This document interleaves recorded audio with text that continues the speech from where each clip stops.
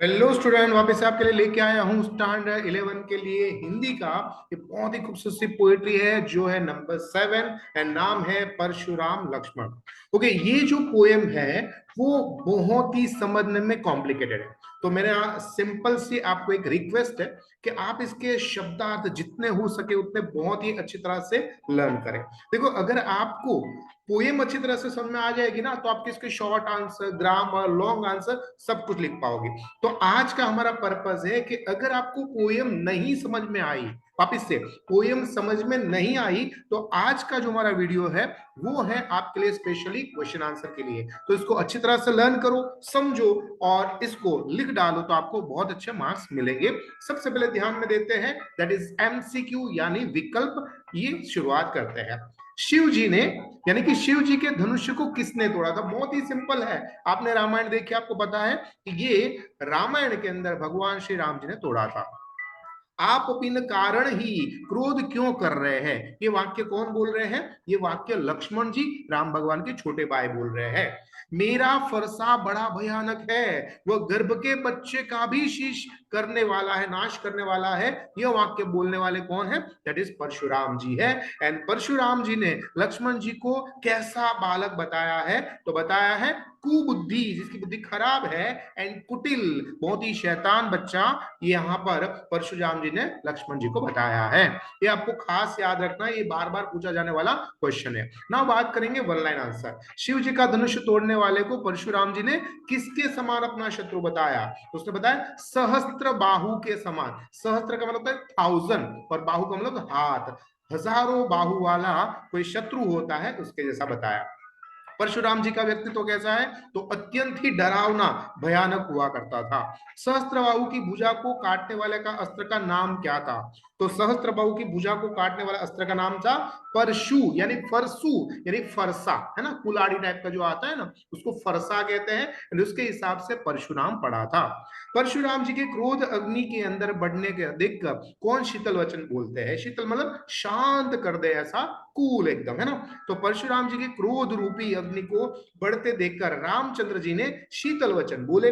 वो परशुराम जी से कहते हैं कि हे नाथ, हे ईश्वर, हे परशुराम जी, शंकर जी का धनुष तोड़ने वाला आपका ही ये दास है, आपका ही ये सेवक है। इतनी मीठी वाणी, इतनी शांत और शीतल वाणी से गुस्से वाले परशुराम जी भी शांत हो जाते हैं। आगे है, लक्ष्मण जी ने शिव धनुष को किसके समान बताया? तो लक्ष्मण जी ने शिव धनुष को धनुष के समान बताया है जिससे बच्चे खेलते हैं। उस धनुष के जैसे जिससे बच्चे खेलते हैं। लक्ष्मण जी ने राम को निरपराधी क्यों बताया? लक्ष्मण जी कहते हैं कि राम जी निरपराधी है क्योंकि शिव जी का धनुष जो बिना उसके तोड़े ही अपने आप से छूट से टूट गया है। बस मेरे भाई ने तो सिर्फ हाथ लगाया, वो तो अपने आप से टूट गया है। कुम्हड़ की बतिया की क्या विशेषता बताई गई है? तो कुम्हड़ की बतिया की यह विशेषता बताई है कि वो तर्जरी, यानी कि छोटी सी जो उंगली होती है ना, उसके द्वारा मुरझा जाती है, ऐसा बताया गया है। आगे है दो वाक्य में, और उसको खास याद रखे, बहुत ज्यादा लंबा नहीं है। परशुराम का फरका कैसा है और उसका किसका नाश करने वाला है? तो परशुराम जी का फरसा विकराल है और वो गर्भ के बच्चे को भी नाश कर सकते हैं। श्री राम जी ने परशुराम को कैसा मुनि बताया? तो टिप्पणी के उसका आंसर बहुत अच्छी तरह से दिया है, उसको आपको देखना है, ठीक है। लक्ष्मण जी को कठोर वचन सुनकर परशुराम जी ने अपने हाथ क्या उठा लेते हैं? तो लक्ष्मण जी के कठोर वचन सुनकर परशुराम जी अपने हाथ में फरसा उठा लेते हैं क्योंकि परशुराम जी ने बहुत सारे ये पृथ्वी के अंदर से क्षत्रियों का नाश किया था। इसके कारण से वो बहुत गुस्सेल स्वभाव के माने जाते हैं। पांचवें वाक्य में लॉन्ग आंसर बताया गया है, परशुराम जी का वध कौन शांत करने के लिए राम जी क्या करते हैं?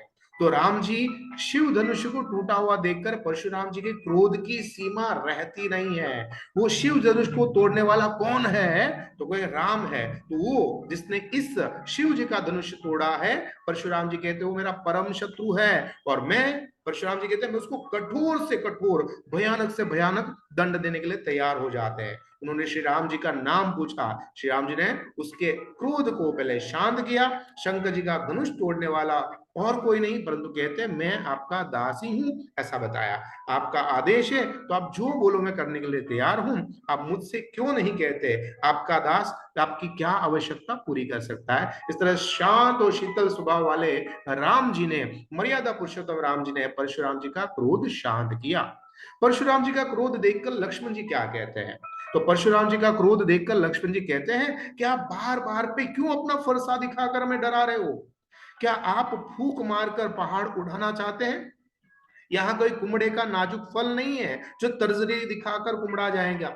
मुझे तो आप बहुत क्रोध आ रहा है, लेकिन आप भृगु पुत्र है, यानी भृगु ऋषि के पुत्र है, आप ब्राह्मण है, इसलिए मैं आपके क्रोध को रोक रहा हूं। देखो, राम जी और लक्ष्मण जी एक क्षत्रिय कम्युनिकेटर है, और जो भृगु ऋषि थे, परशुराम जी थे, वो ब्राह्मण थे, और क्षत्रिय होते हमेशा ब्राह्मण की रक्षा करते हैं। इसलिए कहते हैं कि हमारा जो क्रोध है वो शांत होना चाहिए ब्राह्मणों के ऊपर। हमारे कुल के देवता ब्राह्मण, संत और गाय, इस किसी के ऊपर भी हथियार नहीं चलाते हैं, ऐसा लक्ष्मण जी कहते हैं। इन्हें मारने से हमें पाप लगता है, हमारा यश खराब होके अपयश हो जाता है, इसलिए आप हमें मारेंगे तो भी हम आपके चरण ही पकड़ेंगे। इतना जरूर कहूंगा कि आपको ये हथियार धारण करने की जरूरत नहीं है, क्योंकि आपके शब्द ही करोड़ों वज्र के समान है। वज्र क्या है? इंद्र भगवान, स्वर्ग के राजा इंद्र भगवान है ना, उसका सबसे पावरफुल हथियार का नाम वज्र है, ऐसा बताते हैं लक्ष्मण जी। अब यहां पर बात करेंगे, और एक क्वेश्चन है, परशुराम जी को लक्ष्मण पर क्रोध क्यों आया? तो लक्ष्मण जी ने परशुराम जी से कहा कि बचपन में हमने खेल खेल में बहुत सारे धनुष तोड़ दिए हैं, तब तो आपको इतना क्रोध नहीं आया, फिर इस धनुष में ऐसी कौन सी बात है जिससे आपको इतना गुस्सा आ रहा है? धनुष्य तो सब एक जैसे ही होते हैं, राम इस पुराने धनुष को तोड़ दिया, इसमें क्या बड़ा नुकसान हो गया है? फिर राम ने उसे तोड़ा ही नहीं है, तो उसे छूते ही टूट गया है। शिव धनुष को साधारण मनुष्य या धनुष्य बताने का कारण परशुराम जी को लक्ष्मण जी पे गुस्सा आ जाता है, ये उसका मेन कारण बताया गया है। आगे है, परशुराम जी ने मुनि विश्वामित्र से क्या कहा? परशुराम जी ने मुनि विश्वामित्र से कहा कि यह बालक यानी कि लक्ष्मण मंद बुद्धि है ना, और उससे दुष्ट के सिर पर मृत्यु नाच रही है। उसको दुष्ट भी कहा, मंद बुद्धि भी कहा, जिसको कम बुद्धि होती है उसको मंद बुद्धि कहते हैं, दुष्ट मतलब खराब व्यक्ति भी कहा। यह अपने कुल का नाश करना चाहता है, अगर मुझे गुस्सा आया ना तो इसके पूरे पूरे खानदान को मैं नाश कर दूंगा, ऐसा परशुराम जी विश्वामित्र को कहते हैं। यह सूर्यवंश और चंद्रवंश दोनों को कलंकित करने वाला है। यह बिल्कुल भी निरअंकुश है, कंट्रोल में नहीं है, निश्चय ये नासमझ है। मैं जोर देकर कह रहा हूं कि अगर यह नहीं माना ना तो अगले क्षण में मैं उसके मुंह में मुंह चला जाएगा, और उसका दोष मैं नहीं हूंगा, क्योंकि यह बोल बोल के अपना मृत्यु बुला रहा है। अगर आप इससे बचाना चाहते हो तो मेरे बल, मेरे प्रताप, मेरे क्रोध के बारे में इसको समझाइए, बताइए कि मैं क्या हूं और कैसा हूं। इस तरह से परशुराम जी मुनि विश्वामित्र को कहते हैं कि आप अपने दोनों शिष्य, उसमें खासकर लक्ष्मण जी को थोड़ा कंट्रोल में रखिए, ऐसा। ठीक है, आगे बता रहे हैं क्या? तो आगे बताया है चौपाई का भावार्थ समझाना है, ये बहुत जरूरी है, मोस्ट इंपोर्टेंट, इसके अंदर सबसे ज्यादा यही पूछा जाता है। इसको बहुत ही अच्छी तरह से लर्न करिए, समझिए और याद रखिए। जो इसके मेन वर्ड है ना, उसकी जगह आप इजी वर्ड को याद रखिए, इजी वर्ड जो बार बार रिपीट हो रहा है, जैसे कि मैं, और, अपने, करने, के लिए। काफी सारे बच्चे क्या करते हैं, ये जो सामान्य वर्ड है ना उसके अंदर ही गलतियां करते हैं। जो हार्ड वर्ड है ना उसमें इसमें गलतियां नहीं होती, होती तो दो या तीन, पर जो रिपीट होने वाले वर्ड है ना उसमें मैक्सिमम गलती करके हिंदी के अंदर कम मार्क्स ले आते हैं। तो कृपया करके आप ये बातों को खास याद रखिएगा, है ना। आगे क्या बताया व्याकरण के अंदर, और देखते हैं व्याकरण के अंदर सबसे पहले है मानक शब्द, शंभु, छति, कोही, पहाड़ू, गाई, गारी, शोभा, और उसका उत्तर है शंभु यानी शंभु भगवान शंकर, छति यानी क्षति, गलती, कोही क्रोधी के बताया है, एंड पहाड़ू पहाड़ को कहा गया है। समानार्थी शब्द के अंदर है दास, सेवक, रिपु, शत्रु, ममता, मोह, प्रेम, सकल, सारा, नयन, नेत्र, भूप, राजा, मृदु, कोमल, हरिजन, ईश्वर भक्त, गिरा यानी वाणी, और कायर भीरु या डरपोक को कहते हैं। अभिमान यानी कि घमंड को कहा जाता है। भानु, सूर्य, रवि, दिवाकर, भास्कर, बहुत सारे नाम है।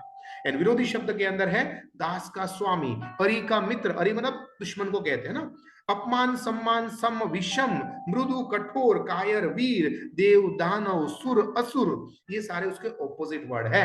अब इसके बाद हम बात करेंगे वो है व्याकरण के अंदर मानक शब्द और है जो आपको खास याद रखने पड़ेंगे, क्योंकि इसके अंदर बहुत सारे ऐसे वर्ड हैं जो पुरानी भाषा के अंदर पुरानी हिंदी के हैं।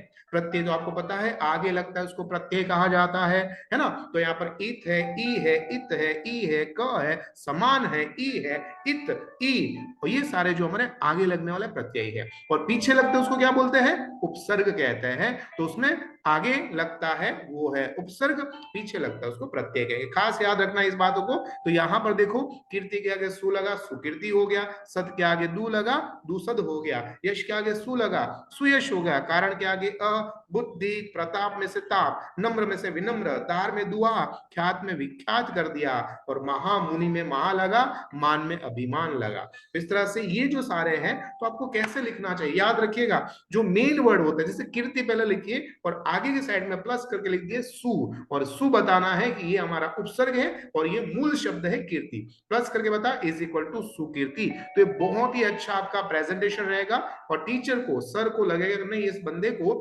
प्रत्यय एंड उपसर्ग बहुत ही अच्छी तरह से समझ में आता है, एक्सप्लेन कर सकता है। ठीक है, अब बात करेंगे हम शब्दार्थ के बारे में। शब्दार्थ के अंदर आपको मोस्ट इंपोर्टेंट है ये पोएम को समझने के लिए, अगर आपके पास शब्दार्थ नहीं है बच्चों तो याद रखिएगा बहुत बड़ी नुकसानी होगी। सो बेटर है ये सारे के सारे शब्दार्थ को ध्यान से समझे, लर्न करें, लिखे, और फिर अगर आप पोएम को समझने की कोशिश करेंगे तो मैं गारंटी के साथ कहता हूं आपके लिए पोएम सबसे इजीएस्ट पोएम में से एक हो जाएगी। तो यहां पर हमारा ये क्वेश्चन आंसर सेशन खत्म करता है, और यहां पर मैं आपसे एक रिक्वेस्ट करना जरूर चाहूंगा कि अगर आपको अच्छा लगे तो 2 लोगों तक जरूर पहुंचाने की कोशिश करिए।